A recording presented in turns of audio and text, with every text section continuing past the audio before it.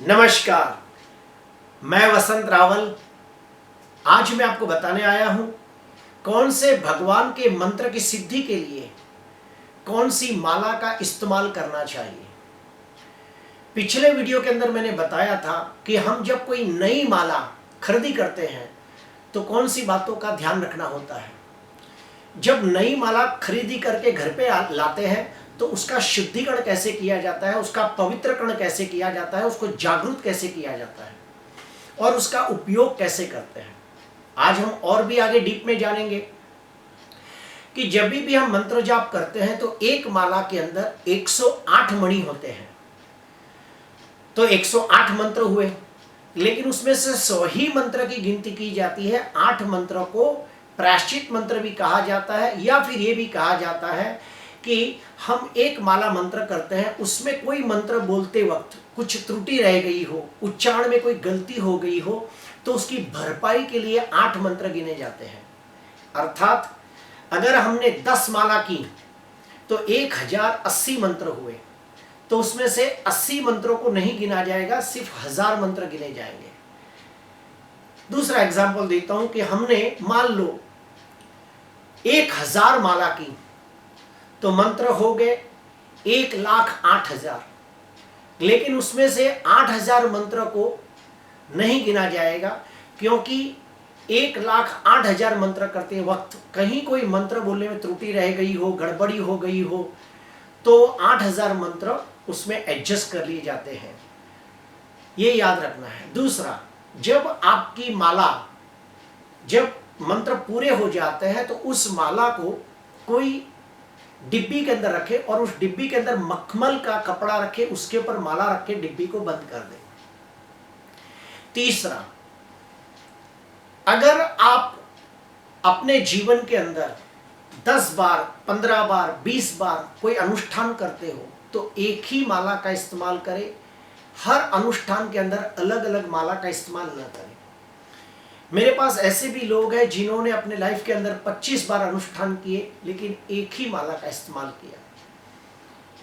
और एक इंटरेस्टिंग बात है कि अगर कोई आपके बाप दादा अगर कोई अनुष्ठान करते हो, उन्होंने एक माला के ऊपर लाखों मंत्र किए हो और उनकी उम्र होने के बाद उनका देहांत हो जाता है, तो उस माला को आप पहन सकते हो।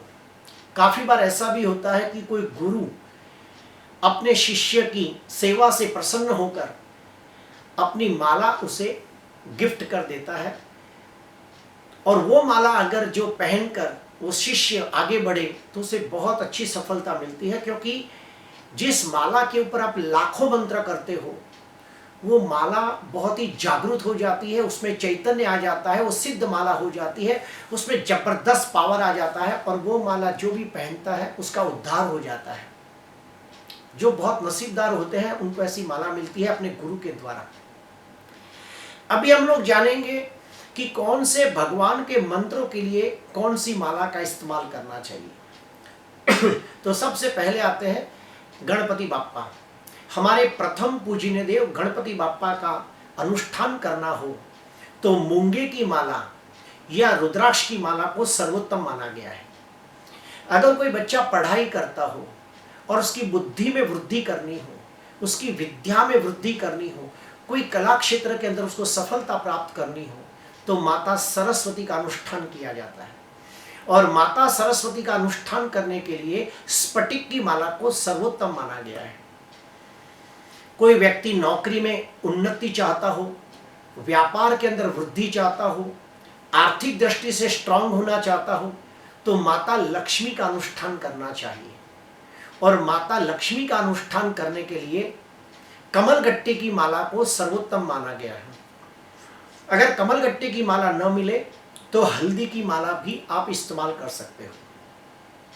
उसके बाद गायत्री मंत्र का अनुष्ठान कर रहे हो तो गायत्री मंत्र के लिए भी सर्वोत्तम तुलसी की माला को माना गया है। अगर तुलसी की माला न मिले तो आप रुद्राक्ष की माला भी ले सकते हो। उसके बाद विष्णु भगवान के कोई भी अवतार, जैसे कि रामा, कृष्णा, तो विष्णु भगवान, राम, कृष्ण, इनके कोई भी जाप करने हो, कोई भी अनुष्ठान करना हो, कोई भी सिद्धि प्राप्त करनी हो, तो तुलसी की माला को सर्वोत्तम माना गया है।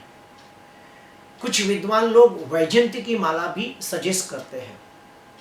अगर कोई व्यक्ति बीमार हो, शारीरिक दृष्टि से उसको कष्ट होता हो, महामृत्युंजय के जाप करने हो, संजीवनी मंत्र के जाप करने हो, तो रुद्राक्ष की माला को सर्वोत्तम माना गया है। कोई लड़की का विवाह न होता हो और किसी ब्राह्मण ने, किसी गुरु ने उनको कात्यायनी मंत्र का अनुष्ठान करने को कहा हो, तो माता कात्यायनी का मंत्र का अनुष्ठान भी हल्दी की माला पे किया जाता है।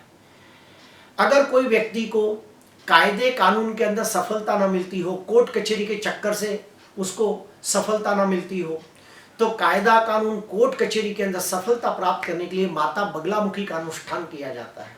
और माता बगलामुखी का अनुष्ठान करने के लिए भी हल्दी की माला को सर्वोत्तम माना गया है। उसके बाद अगर कोई व्यक्ति अपने सदगुरु की माला करना चाहता हो, किसी की कुंडली में गुरु ग्रह कमजोर हो, तो भी हल्दी की माला को सर्वोत्तम माना गया है।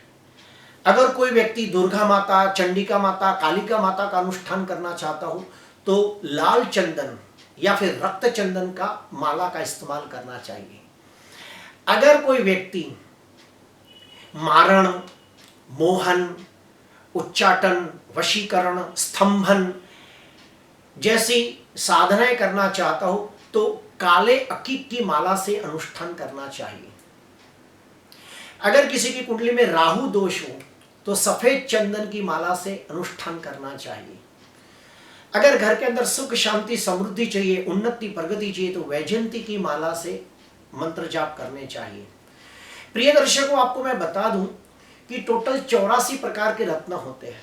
इस 84 प्रकार के रत्नों में से 54 ऐसे रत्न हैं कि जिसकी मालाएं मिलती हैं। उसके बाद जो लोग तंत्र विद्या का इस्तेमाल करते हैं, तो तंत्र विद्या के अंदर एक खास बात बता दूं जो आप मानोगे नहीं, कई जानवरों की हड्डियों की माला बनती है। कुछ अघोरी जो स्मशानी विद्याओं का इस्तेमाल करते हैं, स्मशानी विद्या, अघोरी विद्या करते हैं, जो काल कंकाल को सिद्ध करते हैं, वो लोग मनुष्य की, इंसानों की हड्डी की भी माला बनाते हैं, ताकि उनको अपनी तंत्र विद्या के अंदर अच्छी सफलता प्राप्त हो। प्रिय दर्शकों, आज मैंने आपको माला के बारे में काफ़ी सारी जानकारी दी। अगर आपको अच्छा लगा हो तो ज़रूर लाइक करना, सब्सक्राइब करना। नमस्कार।